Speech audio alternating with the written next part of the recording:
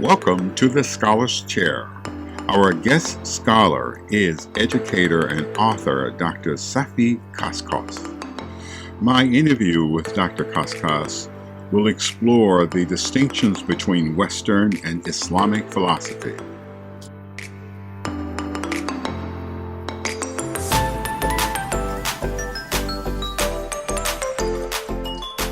In the Scholar's Chair is Dr. Safi Kaskas. He is the director and founder of the ICRA, which is the International Quran Research Association.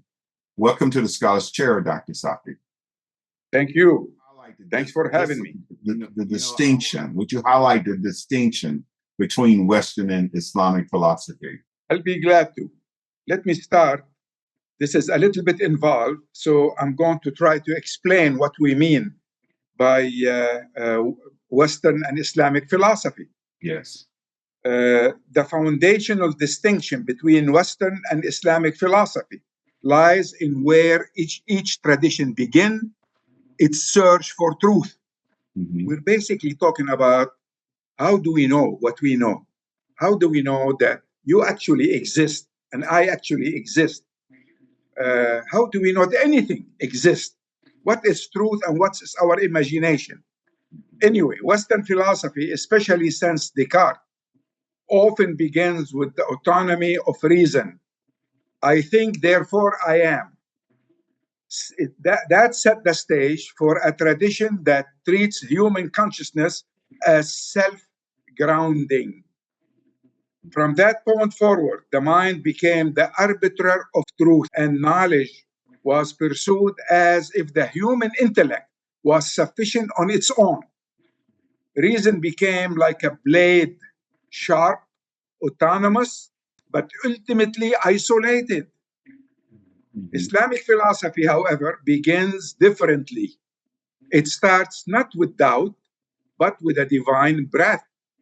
In the Quran, the human saga started when Allah subhanahu wa ta'ala told the angels. So when I have proportioned him, talking about Adam, and breathed into him of my spirit, this is in chapter 15, verse 29. Yes. That breath that God is mentioning to the angels is not metaphorical. It is ontological. Mm-hmm. It is the moment when humanity was born. To make the long story short, for future references, the breath, فَإِذَا نَفَثْتُ فِيهِ مِنْ رُوحِي, the breath from the Spirit of God into Adam, I usually define as the consciousness program given Yes. from our Creator to Adam and to all of us, consequently to all of us. Mm-hmm. So there are rules involved. So we have to respect them. Yeah, actually, so the distinction is not merely epistemological; it is existential.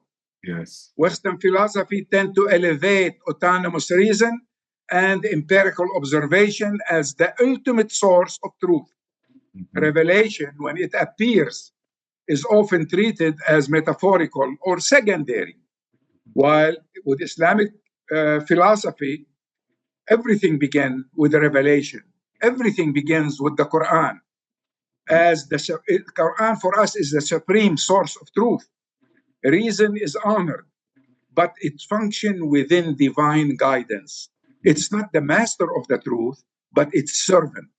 Mm-hmm. Mm-hmm. In short, Western philosophy begins with rupture, with the mind alone. Mm-hmm. Islamic philosophy begins with a divine breath, with the soul connected. Mm-hmm. We are connected to our Creator. Here, reason is not rejected, it is reoriented. It's not the architect of meaning, but its interpreter. To us, the Quran is our GPS. My next question to you is why do you find it necessary to write about this interconnectionality of Western and Islamic philosophy? Well, I find it necessary for a simple reason. We share the same planet. We all live here together. Yes. And we have to live in peace together as much as possible. The Quran itself calls us to this higher ground. Allah told us in the Quran, we have assigned each of you a law and a way of life. If God had wanted, He could have made all of you a single community. But instead, He is testing you. He is testing you by means of what He has revealed to you. So compete in doing what is good. This is in chapter 5, verse 48. So my job on this planet is to compete with all those who agree and who disagree with me in doing what is best for humanity. I'm not here to dominate. I'm here to cooperate. I'm here to serve. That means our task is not to compete in dominance, but in service to humanity. At the same time, the future of our children demands deeper conversation. Having said this, you think that the Muslim world is fine. Muslim societies, however, often swing between two extremes: blind imitation to Western models on one side and rigid traditionalism on the other. Meanwhile, Western societies wrestle with crises of meaning, moral relativism, ecological collapse. Neither side can afford to remain stuck. Yes. Bringing the two traditions into dialogue allows us to move beyond reaction and toward renewal, hopefully. Yes. But Yes. that renewal has to begin with Quranic anthropology, with the divine breath, the fitrah, and the moral agency revealed in the story of Adam, chapter 2, verse 30 to 39. To Muslims, the story does not have inherited guilt. Instead, it has dignity, agency, mercy, and trust. There is no fall in our philosophy. It affirms that error is not the end, it is part of growth. And it reminds us that guidance is always near. It is in contrast to what the story means to Christians and Westerners in general. So for me, Revelations opens the door. For them, the door is shut. So they have to only depend on their reason. Hence, writing about this intersection is not just academic, it is existential. Yes. It is about reclaiming a God-centered framework, a face to face modernity with clarity, with courage, and with compassion.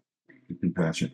And thusly, you write in your essay, these differences are not merely theoretical. They shape how communities respond to this contemporary world that we live in, this contemporary crisis that we live in. Please offer an expansion to this statement, please. Okay. Consider the ethical dilemmas posed by artificial intelligence. Yeah. In Western discourse, debates often center on utility, autonomy, and privacy, important concerns, but often detached from metaphysical grounding. We're talking here about what's ethical and what's not, what's in the best interest of humanity. This is what I mean by metaphysical grounding. Islamic philosophy is rooted in two principles, Tawheed and Fitrah. And it assures us of a day of judgment. So what is Tawheed and Fitrah? Tawheed is to always keep my mind focused on the uniquely singular creator of this universe, the uniquely singular creator of this universe. Fitrah is the program of consciousness that God gave to Adam when he breathed from his spirit into him. That's fitrah. They call it innate nature. But basically, today in the 21st century, we're talking about a program. That is the software, and we are the hardware, and it was installed. The software was installed in us. It gave us what we call fitrah. And the day of judgment is important because I know for a fact, God told me, in fact, that I'm going to be responsible for everything I've done here. Either I chose God willingly or I rejected him willingly. Either I was beneficial to other human beings or I took advantage of them. Either I let selfishness take over or I was selfless in my service to humanity. That's what the day of judgment, that's why it's important. Based on this principle, Islamic philosophy offers a different lens. Technology must serve human dignity, social justice, and divine purpose. Excellent. That's basically it. Excellent. Yes, that is the solid of it, and that is a tremendous differences. Now, let me ask you, what do you think about the overlapping, the similarities, the commonalities? Just what are they general between Western and Islam? Yes. Okay. Let me use a layman language because I personally been through that experience. I mean, humanity been looking for answers from the minute Adam opened his eyes, looked around him, and realized that he's an independent being.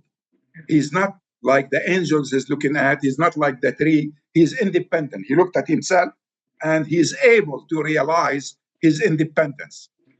Then he started looking for answers. Where am I? Why am I here? Where am I going from here? These are the eternal questions of philosophy. Who am I? Where I came from? Why I'm here? And where I'm going from here? These are the basic questions. So humanity been looking for answers. Now, 1500 years ago, Allah sent a complete answer, a book that he promised to preserve, and it has all the answer humanity need and been looking for since its inception. Okay. So that's Allah in that book told me he is the ultimate being in existence. He's the only reality. Everything else can be whatever, but he is reality. And whatever he creates and whatever he tells me is reality is what is reality. Gotcha. So today we are learning that everything is becoming. Yes, that's right. The computer I'm using to talk to you through is not the same as it was a year ago. Wear and tear. It's becoming. Yeah. I am not the same guy that you interviewed last time. Yes, right. I also changed. I became. The only thing in this universe that the Quran told me will never change is the Creator himself. Unfortunately, Western philosophy doesn't have these anchors. It depends only about its senses, what it can feel, what it can see, what it can smell, and what it can reason with, the logic of everything around us. Yes. And hence the limitations they have. Yes. Yes. You have clarified the foundation very well for our conversation. I want to find out from you. You wrote in your essay that one of the differences between Western and Islamic philosophies were Western philosophy tend to emphasize the human reason and empirical observation as primary sources of truth, versus Islamic philosophy, which is rooted in divine revelation, the Quran and the Sunnah of the Prophet, the example of the Prophet, as a supreme source of truth. Now, some people would say that is definitely a difference that cannot be overcome. And why try? But let me actually just expand on this idea, this difference that we're trying to rectify. Well, actually, we have a profound difference. Yes. Unless we sit down and try to examine what's going on and where we can go from here. Yes. Let's begin with what the Quran our GPS teach us. Mhm.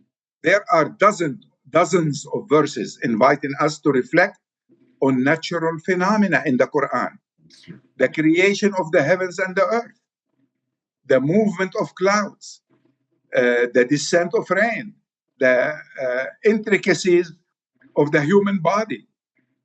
These are not poetic flourishes.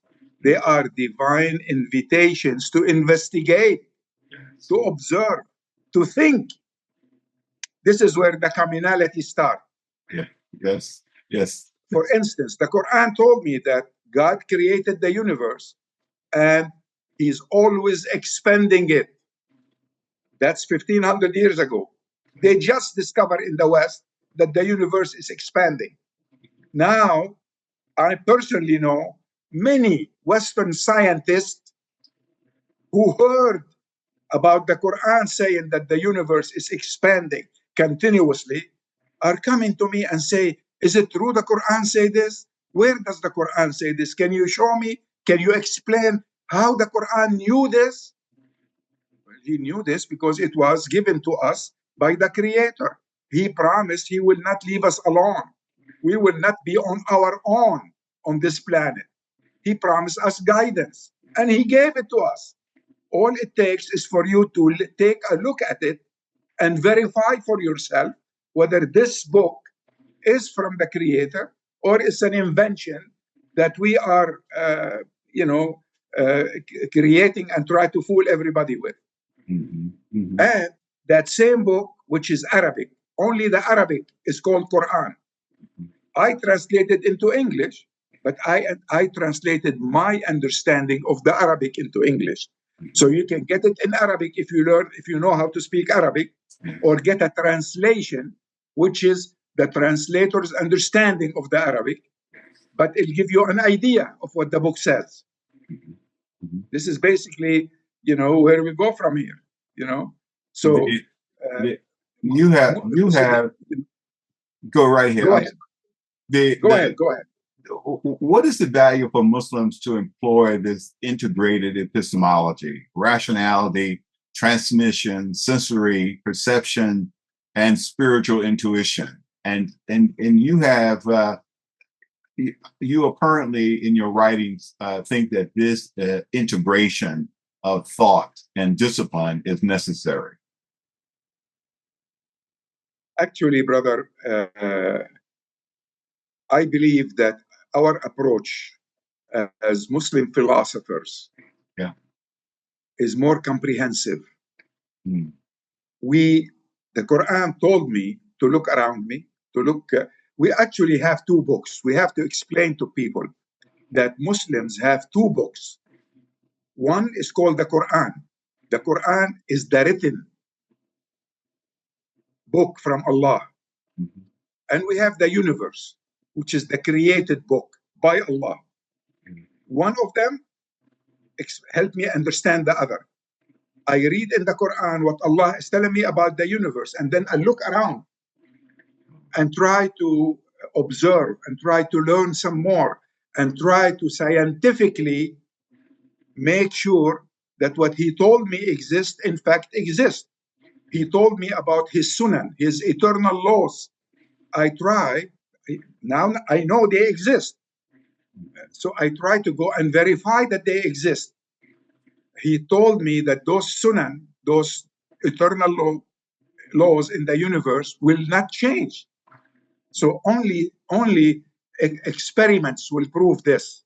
So it's my job to read what Allah is telling me and to go and verify scientifically through the scientific method that what he's saying is true. But after I verify it once, twice, three times, and after several generations continue to verify it, now we know it's true. So our job becomes to see the Quran with fresh eyes so we continue to discover what Allah is telling us, because the Quran has fixed text but unlimited meaning. Each generation will understand it based on the knowledge ceiling that it has. Today, I understand things in the Quran that my dad wasn't able to understand. So each generation has to continue to look into the Quran to discover new things that God tried to tell us and try to verify them scientifically. When God described how the baby is formed within the womb of the mother, people thought that this is like poetry. But then science verified it, and it was 100% true scientifically. So this is so sitting down with Western philosopher, we basically try to give them hope. You are not limited to what your reason can see and can absorb. Yes. We have a whole lot more. Why don't you try to share those concepts that we're putting on the table? Yes. And we together will try to work on them together for the best interest of humanity. Yes. Yes. Not to make money with them, not because they're profitable, but because they're in the best interest of humanity, and because our Creator will be more pleased with us working together to establish peace on earth. Please share with us some Western Islamic philosophical differences, including epistemological or epistemology modes of attaining knowledge. There's obviously two different ways of acquiring knowledge, both in Western thought as well as the Islamic thought. Tell us what they are. Well, actually, in Islamic philosophy places reason as a value, but always subordinate to revelation. Yeah. So, reason is very important. We depend on it. yeah. But if the Quran is telling me something that I don't see right now, my reason, I use my reason to try to understand what the Quran is saying instead of pushing the Quran aside and saying, well, this sounds logical and I'm going to follow. Let me give you an example of this. Imagine a brilliant surgeon. She's trained at the top institution, mastered atomic, and can perform complex procedures with precision. Her reason, aql, is sharp. She diagnoses, calculates, and executes. But when her own child is diagnosed with a terminal illness, she doesn't rely on reason alone. She prays. She weeps. She seeks divine mercy. Her knowledge doesn't vanish. It bows. It becomes a tool, not a throne. This is the Islamic view of reason. Honored, cultivated, but never enthroned. Al-Ghazali critique of the of the philosophers is not a dismissal of intellect. It's a defense of its limits. When philosophers denied bodily resurrection because it defied their rational constructs, Ghazali reminded them the one who created reason is not bound by it. Revelation is not irrational. It's supra-rational. It speaks where reason shutters. The Quran itself models this hierarchy. Adam is taught the names, which means language, categorization, cognition. But when faced with moral choice, he errs in the Quran, in the story told in the Quran. It is revelation that restored him. Reason gives him tools. Revelations give him direction. To put it plainly, reason is the compass, but revelation is true north. Reason is the compass, but revelation is true north. Yes, this is very good. That's a good example. I do know that just introducing this one idea, Safi, is of bringing El Ghazali into the conversation. I just realized that he was a polymath, and he wrote over 200 books. He was an extremely brilliant man. And yes, he did take different points of view in order to flush them out and bring them into these books. It is a marvelous. It's just a marvelous person to read. So I would recommend anyone to read him. You wrote a little bit about metaphysics, the nature of reality, and you did the analysis there as well, Western and Islamic philosophy. Tell us a little bit about the nature of reality. Well, actually, I wish we started this conversation about how do we know what we know. Mm-hmm. Yes. Because that would have been a very interesting starting point. But it's no problem. Yeah. Let me talk to you about an integrated epistemology that Muslims have that will allow them to engage the world holistically. Mm. The Muslim approach to philosophy is a holistic approach. It is the difference between seeing in black and white and seeing in full color. Rationality ensures coherence, transmission, preserves authenticity and continuity. Sensory perception grounds us in reality. And kashf, what comes to the heart, kashf, mm-hmm. when all the ceiling, the seals are lifted, opens the heart to divine insight. This is also a way to know reality. You know it in your heart. You know what is revealed to you. This framework honors the complexity of human knowing, intellectual, experiential, and spiritual. It also protects against reductionism, neither blind literalism nor unchecked rationalism. In a world flocked with data, but starved of wisdom, this integrated model offers depth, balance, and moral clarity. This is the Islamic approach. This is how we come to know reality.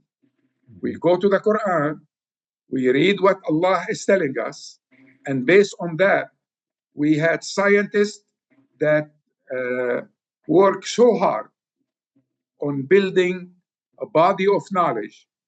When Ibn Rushd philosophy went to Europe, it built the Renaissance in Europe. They took whatever he wrote, they translated, and they start thinking again and build their Renaissance based on the writing of Ibn Rushd. So anyway, that's where we are. And unfortunately, the Muslim world is not catching up yet. The Muslim world is in a coma at this time. Right. But there are signs that it's waking up. Yes.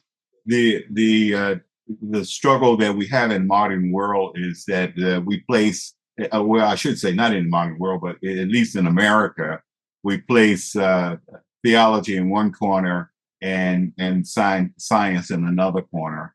Yeah. And we struggle to keep them separate, unfortunately.